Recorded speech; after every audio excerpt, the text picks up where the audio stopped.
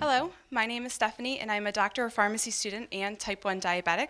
These are my teammates, Ashley, also a pharmacy student and native Hawaiian, Emily, a Master of Health Services Administration student and member of the Choctaw Nation, and Emily, also a MHSA candidate. We are home, and we are presenting a culturally tailored, low-cost, low-tech family diabetes talking circle for the Native American community. In this community, it's not about who has diabetes, it's about who doesn't. This is Abby from the Chippewa tribe and Dave from the Arapaho tribe. American Indian adults like Abby and Dave are 2.3 times more likely to be diagnosed with type 2 diabetes as compared to non-Hispanic whites. They are also 1.6 times more likely to die from this disease. American Indian youth like Sarah from the Ottawa tribe are 9 times more likely to be diagnosed with diabetes. Dave was diagnosed 7 years ago. He attended a diabetes education course but was overwhelmed by all of the information. His wife is not familiar with how to help him manage the disease, largely because they don't talk about it. Abby's husband was diagnosed with diabetes and their son with pre-diabetes. Abby and her husband don't talk about diabetes with their children, much like their parents never talked about it with them. Sarah's parents have diabetes. She sees them taking medications and poking their fingers, but she doesn't ask questions about it. She knows that she will probably be diagnosed one day. What do these 3 individuals have in common? They don't talk about diabetes, and there are not enough culturally tailored, easily accessible programs available to help them. Diabetes affects all members of this community. We need to help them start the conversation about diabetes and understand that it is preventable.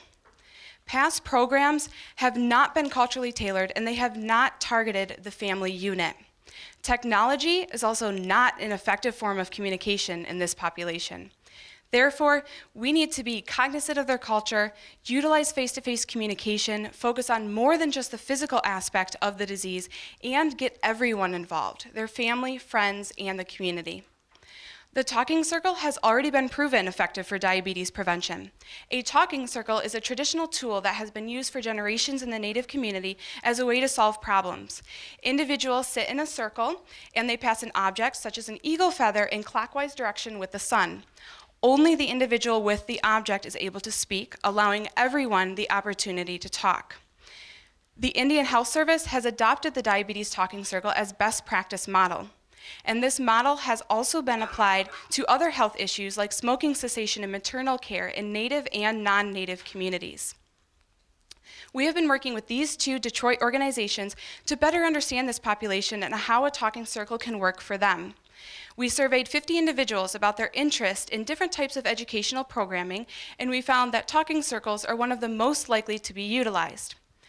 We also conducted a focus group of 6 people, each with a unique experience with diabetes. We used the traditional medicine wheel to facilitate discussion.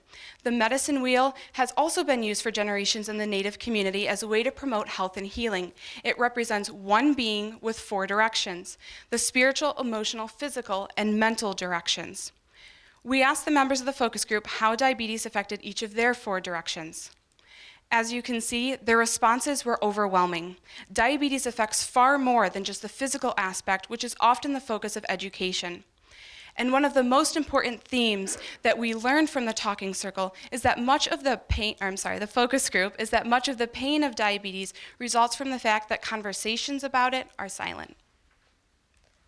Our solution is to create a curriculum for family diabetes talking circles. In this program, we will bring families together from the Detroit community to start the conversation about diabetes.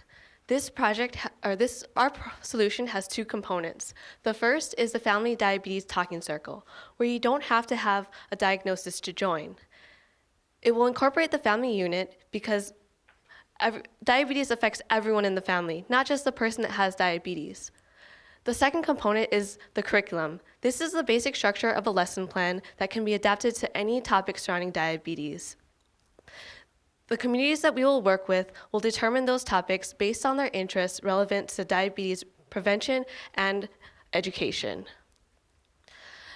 Each lesson plan will include the medicine wheel will utilize the medicine wheel to promote holistic care, and we'll use the medicine wheel to promote holistic care and address topics relevant to diabetes prevention and education. We'll implement our program in 3 phases. In phase 1, we will create a curriculum through focus groups. In phase 2, we will revise that curriculum and run a pilot. And in phase 3, we will package and distribute our curriculum. From here, the Talking Circle can run independently without our facilitation, and we will collect data to ensure programmatic success. The major cost of our product is labor. Other costs include food, facilitation, and curriculum materials. As for the sustainability of our project, most of it will come from the sales of our curriculum and from foundation support. As for future directions, we will be presenting to the Michigan Department of Community Health in order to gain partnership with them, and we will create archives of lesson plan that can be adapted to other communities. We'll expand the Talking Circles to clinics to collect clinical data and diabetes health-related outcomes. Finally, we'll expand our model to other disease states in which this might be effective. Why will this model work? Our model will work because this model has worked before. Unlike previous programs in Detroit, our model is a community-created solution that will help people to better manage and prevent diabetes. We are home, and our mission is to create a comprehensive diabetes curriculum in collaboration with the Native American community to facilitate family diabetes talking circles.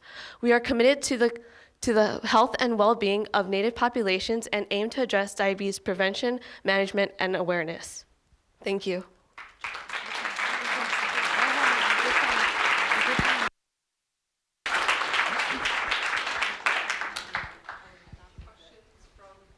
So you know what I love about this is it's a great idea and it's no technology. I'm an engineering professor in case you don't know that. But you know, sometimes the best ideas are not the ones that the technology enables ideas, but the idea is not the technology. So I love that you really separated those two. I would like to know kind of how you ended up here. Like, you know, like what's the process you went through? What are the ideas you rejected? Especially, for example, if it related to technologies. Also, I'd like to know that whether that talking circle, which is so essential, is common to all these populations you're after, or is it like just a fraction, you know, like sometimes there's so much diversity in behaviors of these peoples, you know, that a common feature just isn't existing. When we started this competition, we had a strong interest in working with the Native American community.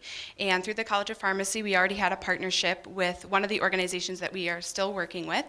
And we really went in there with no plans and no agenda. And we said, this is what we're doing as part of Innovation in Action. We'd love to get involved. Can you tell us what's going on? And we talked to many individuals who expressed that diabetes was a big issue in the community. And once we really focused in on that idea, we started talking about ways that we can address diabetes. And when we conducted our focus group, the talking circle was really discussed in that interaction, and largely because it is used in these populations, and I know the American Indian Health and Family Services and Southeastern Michigan Indians Incorporated, they have different events like powwows and lodges and things like this throughout the year. They also hold talking circles and different types of talking circles.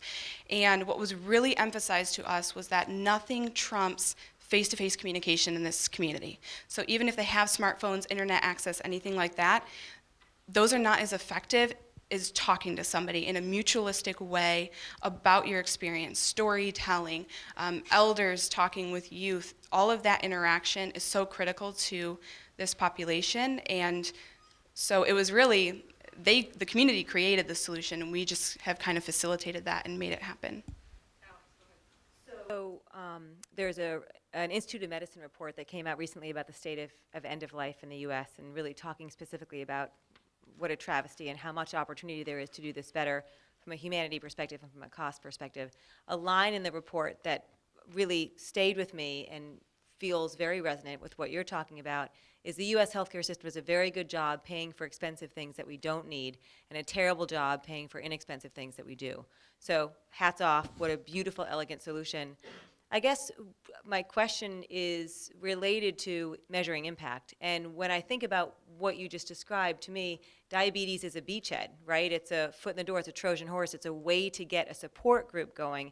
And almost every major study of any time in sustainability has shown the importance of peer-to-peer support. So how will you measure impact?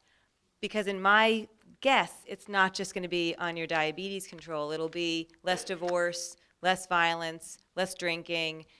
Are you going to, what will you measure initially, and how will you expand what you measure initially based on the fact that you're probably going to have a broader impact than you are initially expecting? One thing that we have with SEMI, the organization we're working with, smoking is a huge issue as well, and so I know that's another aspect that they would like to incorporate in. And so at some point down the line, we know that this will be expanded to other conditions. And I think initially our vision is to measure kind of knowledge and behavior related to diabetes. There's a lot of different instruments out there that have been validated and are reliable that we can use to measure the efficacy of our curriculum, to say, is this actually improving knowledge? Is this improving behaviors? Ultimately, when we partner with clinics, it would be now we can throw in clinical data as well Just to add to that, we will be using validated scales from beginning to end.